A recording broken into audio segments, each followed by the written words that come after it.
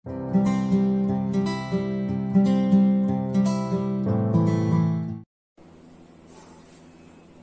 दोस्तों, स्वागत है आप सभी का हमारे YouTube चैनल जिसका नाम है विज्ञान एजुकेशन। तो दोस्तों, पिछले पिछले वीडियो में हम कक्षा 6 की गणित का से हमारे जो गणित का जो कोर्स है उसकी शुरुआत कर चुके थे।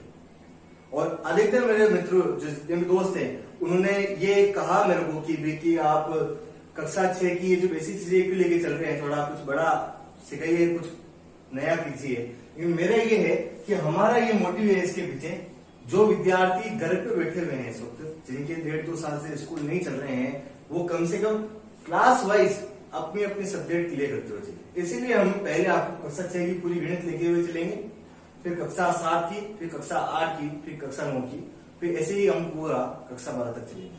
ठीक है, तो आइए हम बिना कोई टाइम वेस्ट किए अपना आज का टॉपिक शुरुआत करते हैं। दोस्तों, कई लोगों ने ये चीज भी सोची होगी कि पिछला जो पार्ट है उसके अंदर हमने आपको गिनती बताई, तो अधिकतर लोगों ने सोचा होगा ये तो एलकेजी का काम है, इसमें तो हमारा कोई रोल ही नहीं है, ये हमारे क्या काम की, किसी काम की नहीं गिनती। तो गिनती का मैं आपको बता दूं, जितनी भी आप गिनती लिखते हो, अधिकतर पहाड़ों के अंदर, पट्टी पहाड़ों के अंदर आप गिनती को किसमें देखते हो? आप गिनती को देखते हो एक तरह से कि आप 1 से लेकर जब कितनी ही संख्या बना सकते हो, और वो संख्याएं आप बना सकते हो तो आप देखोगे कि ये गिनती अगर आप 0 लिख दो तो एक अलग रूप ले लेती है, और 0 को हटा दो तो एक अलग रूप ले लेती है। तो ये गिनती जो है ये एक तरह से आपको प्राकृत संख्या को डिनोट करती है। अब ये प्राकृत संख्याएं क्या है, इसको हम आगे वैसे बहुत अच्छे से एक्सप्लेन करते हुए पढ़ेंगे, लेकिन फिलहाल ये समझने वाली बात है कि इस गिनती के अंदर काफी कुछ छुपा हुआ है, इस गिनती के अंदर काफी कुछ लिखा हुआ है जो हम देखते हैं कई बार लेकिन सोचते नहीं है। आप देखो, इस गिनती के अंदर आपको सम संख्याएं मिल जाएगी, इस गिनती के अंदर आपको विषम संख्याएं मिल जाएगी, इस गिनती के अंदर आपको अभाज्य संख्याएं मिल जाएगी, इस गिनती के अंदर आपको भाज्य संख्याएं मिल जाएगी, और साथ ही साथ इस गिनती के अंदर आपको वर्ग मिल जाएंगे, इस गिनती में आपको घन मिल जाएंगे, इस गिनती के अंदर आपको वर्गमूल मिल जाएंगे, इस गिनती में आपको घनमूल मिल जाएंगे। तो सभी प्रकार की चीजें आपको यहाँ पर गिनती के अंदर मिल जाएगी। तो यहाँ पर सबसे पहली चीज, गिनती हमको काफी कुछ चीजें सिखाती है। तो ये नेगेटिविटी आप ना रखें माइंड में कि छोटी से छोटी चीज हमारे किस काम की। और कई बार आप गिनती आप संख्याएं लिखना सिखाती है, आपको गिनती संख्याओं का अंतर बताएगी कि इकाई से दहाई में, जैसे कि मैंने पिछले पाठ में बताया, इकाई से दहाई में जब हम चलते हैं तो 10 कदम या 10 स्थान का आपके रहता है। ठीक है, मैंने जस्ट बोला आपको 10 कदम का रह जाएगा। फिर जैसे उसके अंदर आगे हम बढ़ेंगे वापस, जैसे आप दहाई से सैकड़े की ओर बढ़ेंगे तो आप खुद देखिए 10 का पढ़ा देखिए आप, 10, 20, 30, 40, 50, 60, 70, 80, 90, 100, 10 कदम पे फिर वापस क्या आगे आते नई संख्या आ गई। ये चीजें हमने पढ़ ली। उसके बाद में आप आगे की बात करते हैं। फिर हमने अंतरराष्ट्रीय सेकंड जो पद्धति है हमारे, हमने संख्यांकन पद्धति के अंदर पहले भारतीय पद्धति देख ली, जिसके अंदर हमने इकाई, दहाई, सैकड़ा हमने बता दिया कि बाएं से दाएं की ओर या दाएं से बाएं की ओर हम उसको लिखते हैं। ठीक है, पढ़ते हम भली कैसे भी हो, कैसे भी पढ़ो, लेकिन आप लिखोगे कैसे? दाएं से बाएं की ओर इकाई, दहाई, सैकड़ा। फिर सेकंड पद्धति जो है आपकी वो है अंतरराष्ट्रीय पद्धति। अब इस अंतरराष्ट्रीय पद्धति के अंदर दोस्तों अधिकतर लोगों के दिमाग में ये है कि हमारे रुपया है, कोई लोग डॉलर में देख लेते हैं फटाफट से। ठीक है, कोई अलग अलग कंट्री में जैसे नाम देख लेता है। तो मैं आपको एक और चीज, यहाँ जो बच्चे इस तरह से सोचते हैं कि भाई अंतरराष्ट्रीय पद्धति मतलब डॉलर, दिनार ये कुछ होगा, तो मैं आपको बता दूं कि ये तो है मुद्राएं, ये संख्यांकन पद्धति नहीं, ये केवल क्या है? मुद्राएं। लेकिन जब हम संख्यांकन पद्धति की बात करते हैं तो वहां पर आपको मिलेगी संख्याएं कुछ इस प्रकार से, या तो आपको मिलियन में काउंट करेंगे वो, ठीक है, या आपको बिलियन में काउंट करेंगे। ठीक है, उसके बाद में क्या रहेगा आपके ट्रिलियन।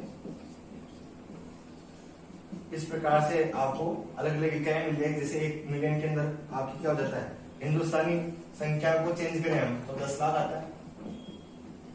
क्लियर? उसके बाद इसी प्रकार से अलग अलग आपको हो जाएगी ये जो अंतरराष्ट्रीय पद्धति, 2 प्रकार की पद्धति संख्यांकन। ठीक, अब तीसरी चीज, किसी भी चीज को हम जब देखते हैं, चाहे आप इतिहास की बात करो, किसी भी विषय की बात करो, कि कोई सी भी जो सब्जेक्ट होगी, जो भी ज्ञान हम आदिकाल से पढ़ते आ रहे हैं, उसको जब हम आगे से आगे पढ़ते हैं तो उसके अंदर एक महत्वपूर्ण योगदान ना सिर्फ ध्वनि या सुनने का ही नहीं होता है, साथ ही साथ में क्या होता है, वो किस लिपि में लिखा गया है, ठीक है, और किस भाषा में लिखा गया है, वो भी एक महत्वपूर्ण रोल अदा करता है कि आप उस चीज को कितना बेहतर समझ सकते हैं, कितना बेहतर उसको लिख सकते हैं। ठीक है, तो हम यहाँ पर संख्याओं को कितनी पद्धति में समझ सकते हैं। तो संख्याओं की जो लिपि होती है, संख्याओं की जो लिपि होगी वो आपके 3 पद्धतियों में है। एक तो हमारी फर्स्ट तो हो जाएगी आपके हिंदू अरेबिक, जिसके अंदर आप 1 2 3 4 करके आप संख्या लिखते हैं, ऐसे लिखते जाते हैं आगे आगे। सेकंड पद्धति हो जाती है आपके देवनागरी। कई बार आपने इस चीज का नाम सुना होगा, ठीक है। हिंदी खासतौर पर शुद्धतम हिंदी भाषा जब हम बात करते हैं तो देवनागरी लिपि का एक अहम योगदान है उसमें, ठीक है। तो इसके अंदर आप संख्या देखते हो, जैसे 2 को आप इस प्रकार से देखते हो, 3 को आप इस प्रकार से देखते हो, 6 को आप कुछ इस उल्टे 3 के प्रकार से देखते हो। ये जो लिपि है ये हो जाती है आपकी देवनागरी। और तीसरी जो लिपि हो जाती है आपके, वो हो जाती है रोमन साम्राज्य, नाम सुना होगा। वहां से रोमन लिपि किस प्रकार से लिखोगे, 1 2, कई बार स्कूल में आप जाते हो सीधा ये लिखना सीख जाते हो कि एक फर्स्ट को ऐसे लिखेंगे, सेकंड क्लास को ऐसे लिखेंगे, थर्ड क्लास को ऐसे लिखेंगे, लेकिन हम कभी नोटिस नहीं करते ये पद्धति कौन सी है, क्या ये इंडिया की है या बाहर की है। तो ये रोमन पद्धति है दोस्तों, ठीक है। इसके बाद में कई संख्या ऐसी है, जैसे रोमन के अंदर आपको मैं उनके बारे में बता देता हूँ। 10 को आप लिखोगे तो कुछ इस प्रकार से लिखोगे, 50 को आप लिखोगे तो कुछ इस प्रकार से लिखोगे आप, 50 को आप एल से लिखोगे। 100 को जब आप व्यक्त करोगे तो 100 को किससे व्यक्त करोगे आप, सी से।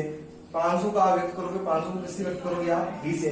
इनके कई नियम भी है, लेकिन वो नियम अभी हमारे लिए इतने जरूरी नहीं है। हमारे लिए ये समझना जरूरी है कि कौन सी पद्धति के अंदर क्या क्या लिखी है, ठीक है। लेकिन अब आप आगे की चीज जो है उसमें देखो, आगे की चीज देखो, इकाइयों की समझ।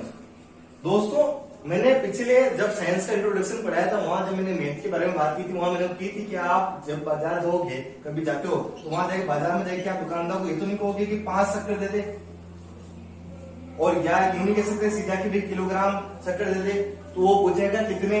तो याद रखिए, जब भी हम संख्या की गणित की बात करेंगे, ठीक है, तो उसके पीछे कोई ना कोई इकाई, एक ना एक इकाई आपके लिए बेहद जरूरी होती है, जो उसको शो कर सके कि वो चीज क्या है, वो मापने में है, वो नापने में है या तोलने में है।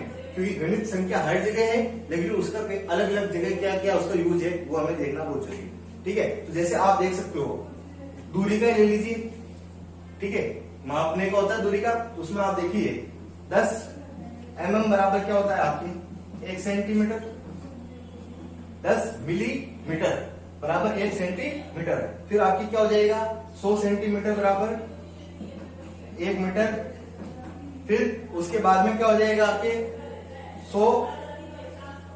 1000 मीटर बराबर 1 किलोमीटर। पोज करना इसको, उनके लिए मेहनत कर रहे हैं। तो ठीक है दोस्तों, काफी उमस है, मौसम काफी उमस वाला है, आप लोगों के लिए मेहनत कर रहे हैं, तो ये अपने दोस्तों के लिए शेयर जरूर करिए वीडियो, और उनको बोले आगे से आगे आपको फ्री पढ़ने में हम जो भी हमारी मेहनत से पढ़ा रहे हैं उसका हमें इतना सा योगदान करें कि लाइक कमेंट सब्सक्राइब करना ना भूलें, ठीक है। तो आपके लिए मेहनत करें दोस्तों। तो 1000 मीटर के अंदर कितना हो जाएगा आपके 1 किलोमीटर। फिर आगे से आगे इस प्रकार की पद्धति। अब जैसे ये तो हमने बात करी डिस्टेंस की, अब ऐसे ही आपकी क्या ले सकते हो, आप चाहो तो यहाँ पर कुछ इस प्रकार से लिख सकते हो, ठीक। आप इस प्रकार से लिख सकते हो 1000 ग्राम बराबर क्या हो जाएगा 1 किलोग्राम, ठीक। उसी प्रकार से आपके 1000 ml बराबर क्या हो जाएगा 1 लीटर। ये नापने में हो गया, ये मापने में हो गया, ठीक है। तो अलग इस प्रकार की कई हमारे पास में पद्धतियां होती है, उनके बारे में हमें मालूम होना चाहिए, क्योंकि एक स्पेसिफिक रूप में या एक अलग रूप में ना तो केवल एक संख्या का अस्तित्व संभव है, संभव तो है एक संख्या का अस्तित्व, लेकिन उसको हम किसी भी वस्तु को या किसी भी चीज को डिनोट करने के लिए हम यूज में नहीं ले सकते स्वतंत्र रूप से, और ना ही हम केवल किसी मात्रा को यूज ले सकते हैं। तो इनको साथ में यूज करना एक अपने आप में एक समझदारी है, ठीक है, एक अपने आप में एक समझदारी है। हमने समझ लिया इस टॉपिक को, आगे हम पढ़ते हैं हमारा नया टॉपिक जिसका नाम है सन्निकटन। सन्निकटन से मतलब क्या है दोस्तों?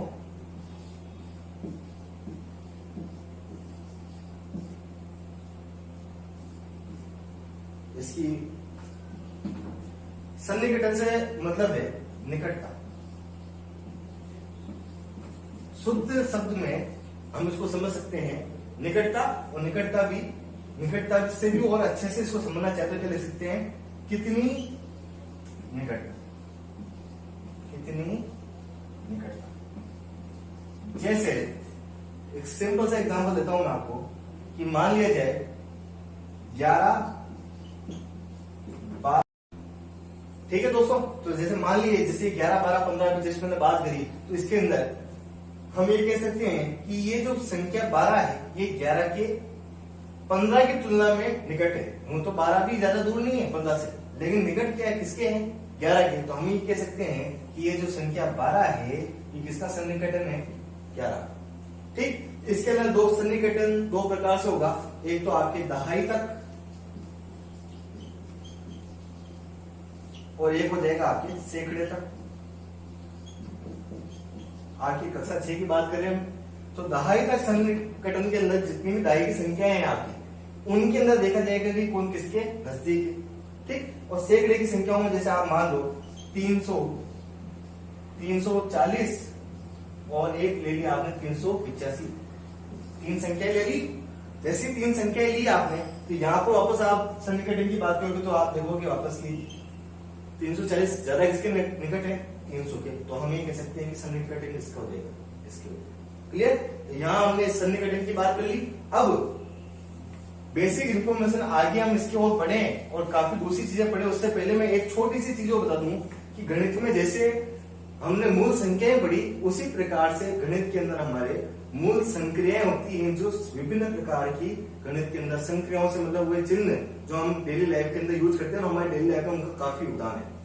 ऐसी केवल 4 मूल संक्रियाएं होती है। ठीक है। एक तो होती है आपके प्लस, एक होती है माइनस, एक होता है आपके गुणा और एक होता है आपके भाग। केवल दोस्तों ये 4 इनको हम बोलते हैं मूल संक्रिया। आप चाहे किसी भी लेवल की मैथ पढ़े, यहां तक कि फिजिक्स पढ़े, यहां तक कि केमिस्ट्री पढ़े, हर जगह जहां पर जोड़ना होगा वहां इस चिन्ह का यूज किया जाता है, जहां घटाना होगा वहां इस चिन्ह का यूज किया जाता है। और ये भी आपके क्या है, जोड़ने के लिए और घटाने के लिए ही यूज होते हैं। बस फर्क इतना सा हो जाएगा, ये सीमित